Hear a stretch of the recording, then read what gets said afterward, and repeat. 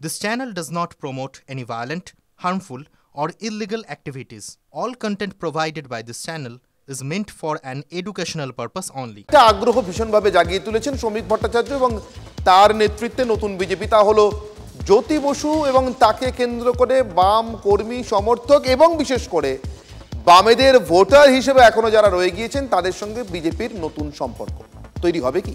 কথায় কথায় বাম অপশাসনের অভিযোগ তুললেও জ্যোতি বসুকে শ্রদ্ধা জানাতে রীতিমতো হুড়োহুড়ি পড়ে গিয়েছে একদিকে বিজেপি আর একদিকে তৃণমূল বোধহয় কোথাও একটা বিপদটা আন্দাজ করতে পেরেছে। তার কারণ শুভেন্দু অধিকারী বারবার মনে পড়িয়ে দেন ওই ৫-৬% ভোটের তফাৎ, সেটুকু পেলেই বিজেপি কেল্লা ফতে করে দেবে। আর ওই ৫-৬% ভোটই এখনো পড়ে রয়েছে বামেদের ঝুলিতে, যে বামেদের সব থেকে বড় আইকন জ্যোতি বসু। তাই প্রয়াত মুখ্যমন্ত্রী জ্যোতি বসুর জন্মদিনে শ্রদ্ধা জানানোতে কোথাও পিছিয়ে নেই তৃণমূল। পোস্ট করেছেন মেয়র ফিরহাদ হাকিম, জ্যোতি বসুর ব্যক্তিত্বের প্রশংসা করে পোস্ট করেছেন কুণাল ঘোষ। দুদিন আগেই শ্যামাপ্রসাদ মুখোপাধ্যায়ের জন্মদিনে তার মূর্তিতে মালা দিতে গিয়ে জ্যোতি বসুর ভূয়সী প্রশংসা করেন বঙ্গ বিজেপির নব্য সভাপতি শ্রমিক ভট্টাচার্য। তারপর থেকেই এই প্রতিযোগিতা যেন বেড়ে চলেছে। 1947-এর 20 জুনের জ্যোতি বসু, যিনি পরিস্থিতির কারণে, বাঙালির অস্মিতা রক্ষার কারণে, প্রগতিশীল মুসলমানের, ভারতীয় মুসলমানের অধিকার রক্ষার কারণে, মৌলবাদ মুক্ত একটা রাজ্য গঠনের কারণে নিজের মতাদর্শকে দূরে সরিয়ে রেখে, নিজের দলের ঘোষিত অবস্থানকে দূরে সরিয়ে রেখে শ্যামাপ্রসাদের আনা প্রস্তাবে তিনি ভোট দিয়েছিলেন। আজকেও যদি জ্যোতি বসু জীবিত থাকতেন, তিনিও হয়তো আজকে বলতেন এর পাই দিয়ে আমাদের বেরিয়ে আসতেন। তাহলে শ্রমিক ভট্টাচার্য ওই ৫-৬% হাত বাড়াতেই প্রমাদ গুণে তৃণমূল কংগ্রেসও শুরু করে দিয়েছে।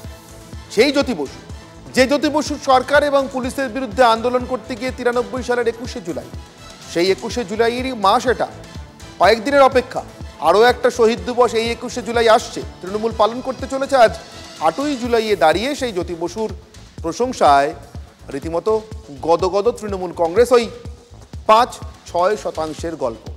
আর এই সবের মাঝখানে ব্রাত্য বসু, রাজ্যের বর্তমান শিক্ষামন্ত্রী, তিনি কি বলেছেন এ নিয়ে বেশ ইন্টারেস্টিং একটা বক্তব্য এসছে ব্রাত্য বসুর কাছ থেকে। সত্যি কি জ্যোতি বসুর গুণগ্রাহী হয়ে পড়ল তৃণমূল, গুণগ্রাহী হয়ে পড়ল বিজেপি, নাকি যে কথাটা বহুদিন ধরে আমাদের লোকাচারে প্রবাদে প্রচলিত, মানুষ মরলে সব ভালো, চোখে তুলসী পাতা বললে মানুষের সব ভালোই হয়ে যায়? শুনুন। এখন অবধি আমি যতদূর জানি, বঙ্গজীবনে যারা রাজনীতি করে তাদের রাজনীতি চলাকালীন সারা জীবন দংশনে জ্বলতে হয়, মৃত্যুর পর সবাই ভালো হয়ে যায়। এটাই বঙ্গজীবনের রেওয়াজ। এই রেওয়াজটাকে আপনি আর নতুন প্রশ্ন করে ভাঙতে চাইছেন কেন? ব্রাত্য বসু কি ইঙ্গিত করলেন? ব্রাত্য বসু কি বলতে চাইলেন যে প্রাক্তন মুখ্যমন্ত্রী জ্যোতি বসু যেভাবে একসময় তৃণমূল কংগ্রেসের প্রবল প্রতিদ্বন্দ্বী এবং সব আক্রমণের নিশানায় ছিলেন, আজ মমতা বন্দ্যোপাধ্যায় যেভাবে রাজ্যের বিরোধী পক্ষের সম্মিলিতভাবে সমস্ত আক্রমণের নিশানায়, একদিন মমতা বন্দ্যোপাধ্যায় ক্ষমতা থেকে চলে গেলে বা পৃথিবী ছেড়ে কালের নিয়মে চলে গেলে ঠিক এভাবেই সকলের কাছে খুব গ্রহণযোগ্য হয়ে উঠবেন। সেদিন তাকে নিয়েও তার জন্মদিনে শ্রদ্ধা জানানো এমন হুড়োহুড়ি পড়বে জানি না। তবে ব্রাত্য যা বললেন তা সত্যিই বহুদিন ধরে আমাদের মধ্যে প্রচলিত। আর এই প্রচলনের মধ্যে থেকেই বিধানসভা স্পিকার, বর্তমান স্পিকার বিমান বন্দ্যোপাধ্যায় আর জ্যোতি বসুর প্রাক্তন সহকর্মী অশোক ভট্টাচার্য একদা জ্যোতি বসুর প্রবল রাজনৈতিক বিরোধী অধীর রঞ্জন চৌধুরী সিপিএমের বিরুদ্ধে লড়তে লড়তে মমতা বন্দ্যোপাধ্যায়ের মতো যার বড় হওয়া, তাদের তিনজনের বক্তব্যই আজকের দিনে শুনে রাখার মতো, মনে রাখার মতো। শুনুন। কমিউনিস্ট পার্টি অফ ইন্ডিয়া, মার্ক্সবাদী এই পার্টিকে অত্যন্ত গুরুত্ব দিয়ে যেভাবে ভারতবর্ষের মানচিত্র উনি দেখে তুলে ধরেছেন, তারপরে এমন কোনো নেতা আসেননি ওই দলে যারা ঠিক সেই হাইটে পৌঁছতে পারেনি। সেই জন্য তার অভাব চিরকালই পরিলক্ষিত হবে।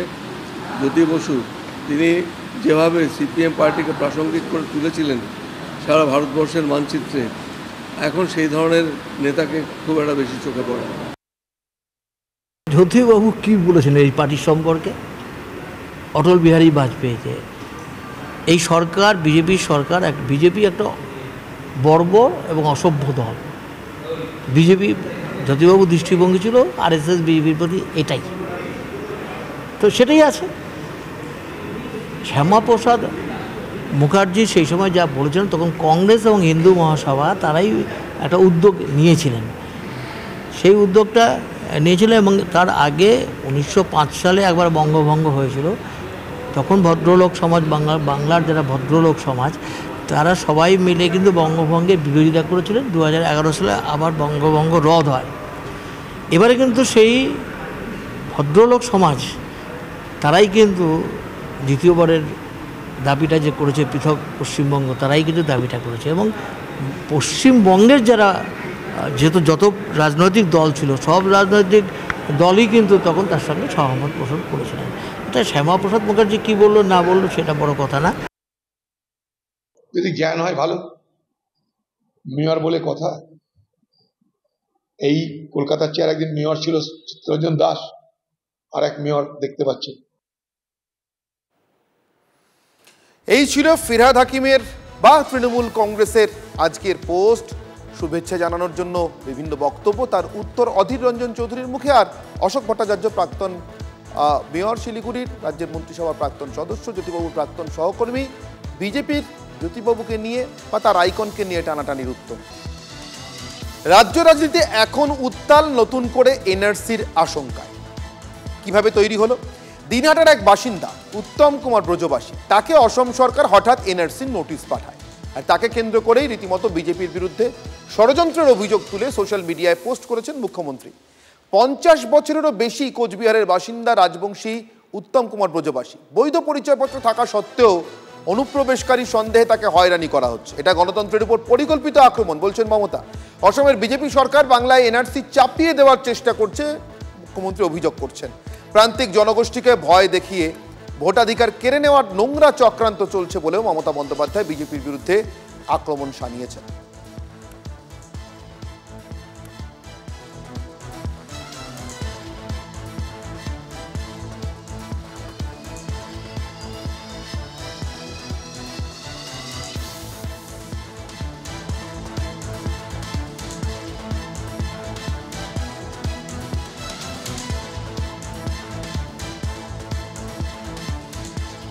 এদিকে মুখ্যমন্ত্রী সোচ্চার হওয়ার পরই তড়িঘড়ি রীতিমতো সক্রিয় হয়ে উঠল অসম সরকার।